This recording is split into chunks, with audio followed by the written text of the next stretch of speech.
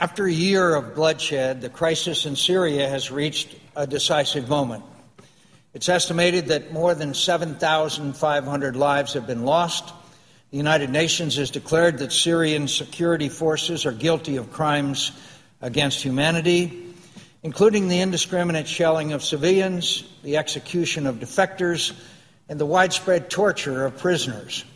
Bashar al-Assad is now doing to Homs what his father did to Hama. Aerial photographs procured by Human Rights Watch show a city that has been laid to waste by Assad's tanks and artillery. A British photographer who was wounded and evacuated from the city described it as a, quote, a medieval siege and slaughter. The kinds of mass atrocities that NATO intervened in Libya to prevent in Benghazi are now a reality in Homs. Indeed, Syria today is the scene of some of the worst state-sponsored violence since Milosevic's war crimes in the Balkans or Russia's annihilation of the Chechen city of Grozny. Saudi Arabia and Qatar are calling for arming opposition forces in Syria.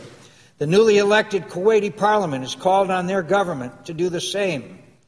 Last week, the Supreme Allied Commander of NATO, Admiral James Stavridis, testified to the Senate Armed Services Committee that providing arms to opposition forces in Syria could help them shift the balance of power against Assad.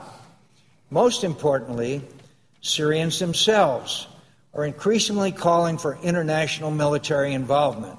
Providing military assistance to the Free Syrian Army and other opposition groups is necessary, but at this late hour, that alone will not be sufficient to stop the slaughter and save innocent lives.